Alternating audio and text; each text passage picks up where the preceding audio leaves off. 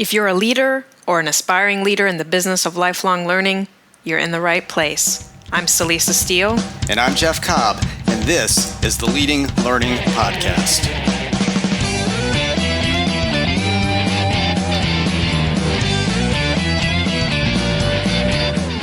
Jeff, here's a statement for you to consider.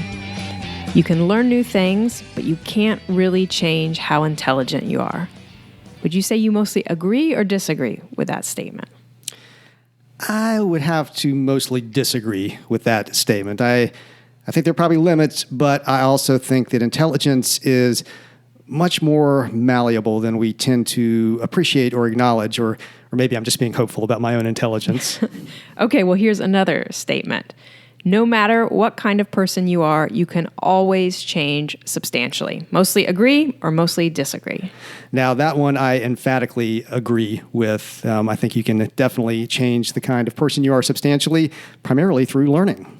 Well, Jeff, as you know, those statements that I just asked about appear in the book Mindset, published by Dr. Carol Dweck in 2007. And we're going to devote this episode 188 of the Leading Learning Podcast, to talking about mindset, with a capital M as in the book and mindset, little m as in the idea. That's right. And we thought, why not go with a question and answer format for the episode? Why not indeed? Yes. And the first question we'll address is simply, what is mindset? So Dweck's research and work have become well known in the dozen years since mindset came out. So I'm guessing many listeners are familiar with the term mindset. And even if it happens to be a new term, it's actually, I think, pretty self-explanatory. Mindset is the frame of mind, the perspective that we bring to anything we do or experience in life, whether that's something on the job, at home, something professionally, something socially, something intellectually. And listeners might also know that Dweck says there are two mindsets, the fixed mindset and the growth mindset. If you have a fixed mindset, you believe your qualities are carved in stone. A growth mindset, on the other hand, is founded on the belief that your basic qualities are things you can cultivate through your efforts. So in other words, the growth mindset believes intelligence can be developed, and the fixed mindset believes intelligence is static. And there's a really nice graphic that Nigel Holmes developed based on Dweck's work, and we'll make sure to put that in the show notes for this episode, which you can find at leadinglearning.com/episode 188. The graphic is a really nice quick summary of the fixed versus the growth mindset.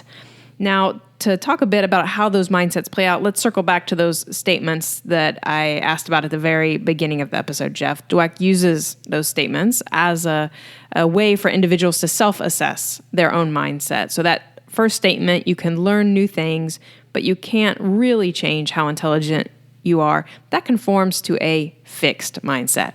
Right. And the other statement you asked me about, no matter what kind of person you are, you can always change substantially. That reflects a growth mindset. And now that we've covered what mindset is, let's move on to question number 2. How does mindset relate to learning? Growth mindset ties directly to learning. Dweck herself writes, "The belief that cherished qualities can be developed creates a passion for learning." That is, if you believe you can change and always change substantially, and that your own efforts make that change possible, you're going to embrace the potential of learning. And so it seems that those of us who work in learning businesses should, by default, embrace the growth mindset. And yet, that doesn't always happen. It's important to recognize that we bring different mindsets to different circumstances. So, something I wrote about in 10 Ways to Be a Better Learner, and that I continually see in myself and in others, is that we may have a growth mindset in many areas of our lives, maybe even most areas, and yet be stymied by a fixed mindset in others. Yeah, I see that in myself and in others as well. And Dweck makes the point that as individuals, we're usually not entirely of the fixed mindset or entirely of the growth mindset. So I might have a growth mindset about my ability in a sport. I might think I can practice tennis and I can get better. But I might have a fixed mindset about my ability with music. I might tell myself there's no way I can learn to play the violin at this point in my life. I think you can because, one key to becoming a better learner is to ferret out those fixed mindset areas and, where appropriate, replace them with a growth mindset. And I think it's common for both learning business professionals and learning businesses to feel, for example, that they have a growth mindset as relates to creating effective education. That's something they feel confident about. They can always improve there and do a good job at it. But then they feel that they have no abilities and no real capacity for growth when it comes to something like marketing, which of course is so essential for success as a learning business. Yeah, and I think there's another variation of this kind of mixed mindsets, and that's that we may have a fixed mindset about our own ability in some area, but have a growth mindset for others in that area. So, again, to use that violin example, I might think it's too late for me to take up the violin, but I might believe that my kids can learn any musical instrument they want as long as they just put in the time and the effort. And those of us working in learning businesses, we may judge our own abilities differently than those of the learners and customers that we serve. We might embrace, for example, the almost limitless possibilities of learning, that growth mindset, but then think that our learners are just never going to get it. They're not going to, understand that concept and embrace that growth mindset. Or maybe it's vice versa, that the learners, they can do anything if they'll just engage with those learning experiences we're creating for them. But then at the same time, we're thinking it's impossible to ramp up our learning business in new areas and to achieve the growth we'd like to with our learning business. And so as we're beginning to tease out here, mindset applies to A, us as individuals, to ourselves, B, to the learners that we serve, and C, to our learning businesses as entities. And we want to talk about each of those groups, A, B, and C. And so our next three questions are going to address each of those groups. But before we get to that, we want to get into a grateful mindset and be sure to thank our sponsor. WBT Systems develops the industry-leading top-class LMS, which delivers transformative professional development experiences for education and certification programs.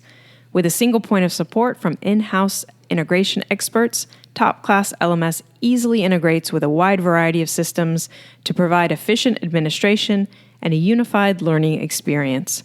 WBT supports organizations in using learning technology to help drive growth and membership, increase revenues, and enhance the learning experience. WBT believes in truly understanding your challenges and partnering with you to ensure the success of your education programs. Find out more at leadinglearning.com/WBT. Definitely do pay a visit to WBT Systems. They help make the podcast possible. Now let's get back to the topic for this episode, mindset, and to another one of our questions. And for this one, let's ask, how does mindset impact us personally?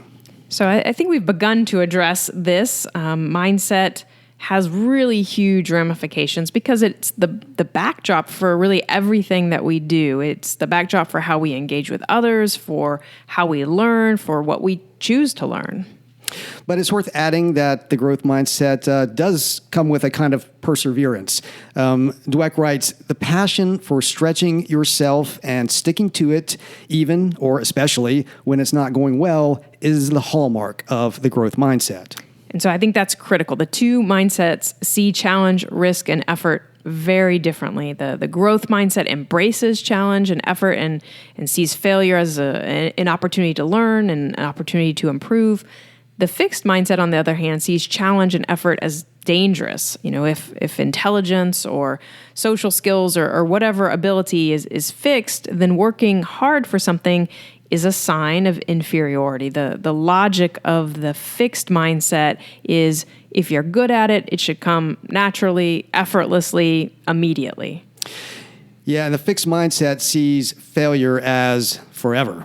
So if you have a fixed mindset and you fail at something, then you're bad at that thing. So it doesn't offer a whole lot of opportunities for recovering. And that's versus a much more generous viewpoint from the growth mindset that, if you fail, you just did that thing badly that one time. And of course, you're going to be able to bounce back. And, this view of setbacks is really it's so important because we know that challenge and effort are important aspects of learning. They're fundamental to it. think of the concept of effortful retrieval, for example. Yeah, an effortful retrieval. That makes me think of Make It Stick, the science of successful learning, that book.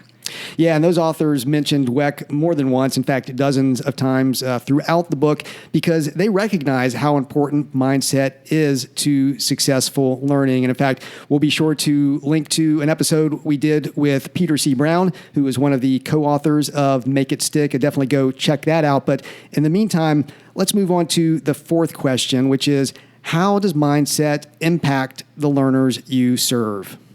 So, first and foremost, I think mindset impacts the learners we serve in the same way that it impacts us. That means mindset determines the attitude that learners bring to a learning experience, and the learner's mindset plays a huge part in how effective any learning experience can be.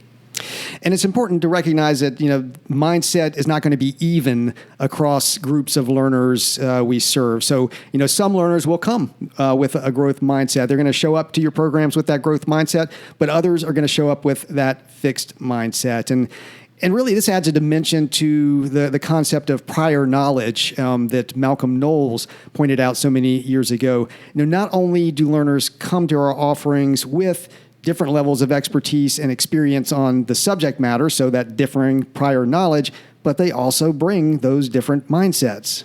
Which adds another layer to teaching and makes it extra tricky. But the good news is that people can be put into a growth mindset.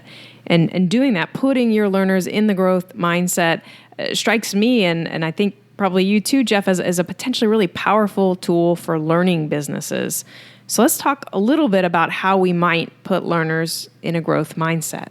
Definitely. So, here are some pretty simple ideas.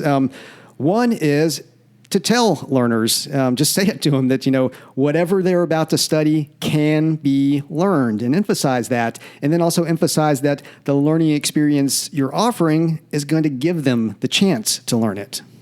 And kind of a related approach, maybe going slightly deeper, is to give the learners an article. I know that Dweck ran tests where she gave research subjects a scientific article that described people who didn't have natural ability but developed exceptional skills. And just reading that article was enough to put her research subjects into a growth mindset for at least a period of time.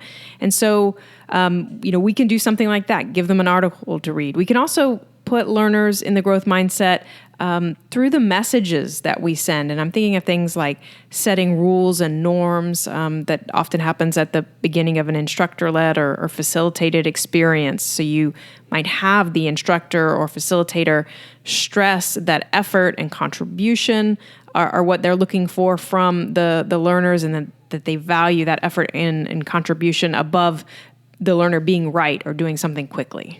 Yeah, definitely. That kind of upfront work reminds me of Robert Cialdini and what he and I talked about in terms of persuasion in the learning context. We had an episode with Bob a while back. We'll be sure to link to that. But we discussed there that just putting a question like, do you consider yourself a committed learner, on a slide before the start of a conference session. So it's just, it's up in the room. It's where people can see it as they're coming into the session. Just doing that can persuade those people in the room to think of themselves as lifelong learners and better prime them for the learning experience that they're about to engage in, make them more receptive to it. And you could further refine that slide to put those people in the room into a real growth mindset by, basically borrowing Dweck's question and putting something up there like, do you believe, no matter what kind of person you are, that you can always change substantially? You might want to put in parentheses, yes, or something like that to further prime them. But in any case, a simple approach to getting people into that growth mindset in a learning experience. Right. And so those are great ways to prime and persuade. And then, of course, you have to make sure that you keep that growth mindset front and center as you actually head into the learning experience. And so one aspect that I'm thinking of, for example, is feedback, because that's such a tricky area, or can be a tricky area. And because one thing you need to do is that make sure that the feedback, you want to stress and praise learners' effort and the process that they go through to do something versus judging the learner's talent or intelligence. And so you have to be careful about how you give that feedback and what you're stressing in the feedback. Now, I mentioned facilitators and instructors when I was giving an example earlier, but I want to note that these approaches could, of course, apply to asynchronous online courses too. You don't have to have a human delivering this growth mindset. Jeff, the example you gave of a slide, there's no human involved there. That's just up there. It could be easily just having text and audio in an e-learning course, as long as what it's conveying is that growth mindset. Right, and we should say there's a word of caution here. Just as we can put people in a growth mindset, we can also put them in a fixed mindset. So we do have to be careful. We need to make sure that those who are designing and delivering learning experiences know about the mindsets and understand what triggers them.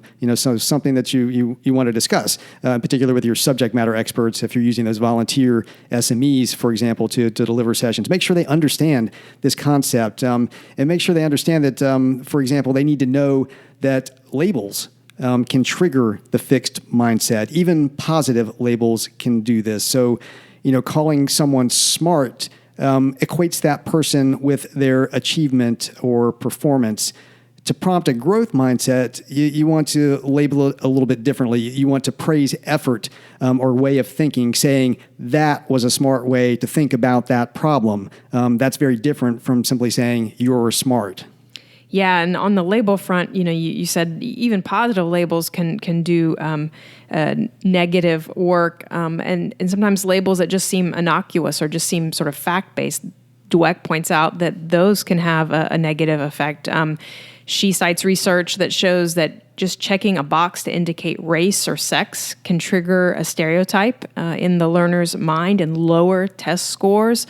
And so it's just important to think about whenever you're asking someone to identify themselves, to label themselves, whenever you're labeling them, that can have an impact on the learner. And so just keeping that in mind and being sensitive to it.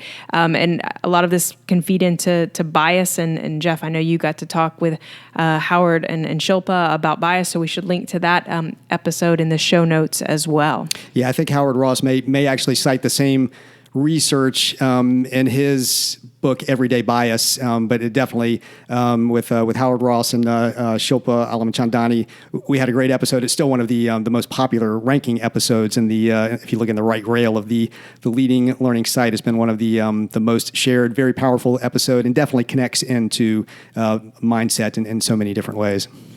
So we want to move on to our penultimate question, but before we do, we want to thank our sponsor for this quarter. Community Brands provides a suite of cloud-based software for organizations to engage and grow relationships with the individuals they serve, including association management software, learning management software, job board software, and event management software. Community Brands' award-winning Crowd Wisdom learning platform is among the world's best LMSs for corporate extended enterprise and is a leading LMS for association-driven professional education programs. Award-winning Freestone, Community Brands' live event learning platform, is a leading platform for live learning event capture, webinars, webcast, and on-demand streaming. Find out more at leadinglearning.com/communitybrands. Yes, do please check out Community Brands. And with that, we come to our penultimate question, which is, how does mindset impact our learning businesses? And I think that there's a very important way that mindset connects into learning businesses, connects into our learning business maturity model, because it directly impacts one of the domains in that model, which is capacity. So how we perceive the capacity of our learning business and how we cultivate that capacity as leaders, so it also connects into the leadership domain of the learning business maturity model, because as leaders, we have the ability to influence the mindset of those who follow us. So, it's going to influence capacity and it's going to influence our ability to cultivate capacity. So it's really, really critical. Yeah, and that point you made about impacting leadership, Dweck herself dedicates a chapter to business mindset and leadership. And probably no big surprise to listeners, Dweck finds that good leaders have a growth mindset usually, and that the fixed mindset actually tends to be toxic. So this is where you have those companies with the kind of the big ego CEOs that tend to shut down, feedback and ideas and innovation from those who serve under them. Yeah, definitely. And another way this kind of links back to capacity, and I should say we've done episodes on the learning business maturity model before and talked about these domains like capacity and leadership, so we'll definitely be sure to link to those. Also, we're going to have some very rich show notes for this episode, so definitely do go and check those out. But another danger of a fixed mindset in an organization is that it tends to encourage groupthink. And then that, of course, deprives the organization of the diversity of opinions and views that often yields insight into the market and also just the ability to solve the problems or come up with the innovations that are going to take your learning business forward. And so you can self-assess at the organizational level, just as we opened today's episode with a couple of questions that help you gauge your own mindset. You can ask questions about your organization to get a feeling for the overall mindset there. So you might ask things like, how do you act towards others in your workplace? Do you believe that they can change? How do others act towards you? Do they believe that you can change? And it's incredibly important. I think so many times we come across organizations where there is a pervasive fixed mindset in many ways. There's not the belief in the organization that they can achieve what they want to achieve as an organization. It's almost an issue, and we may just need to do a whole episode on this at some point, but it's an issue of low organizational self-esteem because they're stuck in that fixed mindset when they really need to be tapping the growth mindset. So incredibly, incredibly important. But for now, let's turn to our final question, and that is, what takeaways do we want to emphasize? And that might be kind of a cheat question, but it's one that allows us to start wrapping up. So I'll emphasize that the growth mindset doesn't equal learning. And by the same token, a fixed mindset doesn't mean no learning. But a growth mindset does increase the odds that learning will happen, and a growth mindset increases the odds that learning will stick. And I'll emphasize that the mindset impacts multiple levels of what we do, how we act as learning businesses. That embracing a growth mindset is good for our learners, obviously, so they're going to really get the impact out of the learning experience. It's good for our learning businesses. We talked about that concept of capacity there and really impacting the capacity of the business. And then for us, as learning business professionals, and especially in our work as leaders of learning, mindset is just so important. So that brings us to the end of our look at mindset, capital M and lowercase m. To get show notes for this episode, go to leadinglearning.com/episode 188. When you check out the show notes, you'll also see various options for subscribing to the podcast. If you're not subscribed yet, but you're getting value out of what you hear, we'd be truly grateful if you would subscribe. It really helps us get some data on the impact of what we're doing. We'd also be grateful if you would take just a minute to give us a rating on Apple Podcasts, formerly known as iTunes. You can get to the right place by going to leadinglearning.com/Apple. Jeff and I personally appreciate your rating and review, but more importantly, reviews and ratings play a big role in helping the podcast show up when people search for content on leading a learning business. And please do check out our sponsors for this quarter. Those sponsors are not just sponsoring this episode, they're also showing their support for the whole learning business sector. So find out what WBT Systems has to offer at leadinglearning.com/WBT, and find out more about Community Brands at leadinglearning.com/community brands. Finally, please tell others about the podcast. You can send out a tweet by going to leadinglearning.com/share. You can find us on Facebook at facebook.com/leadinglifelonglearning. You can like us and share us with others on Facebook. However you choose to do it, please spread the word about leading learning. Thanks again, and see you next time on the Leading Learning Podcast.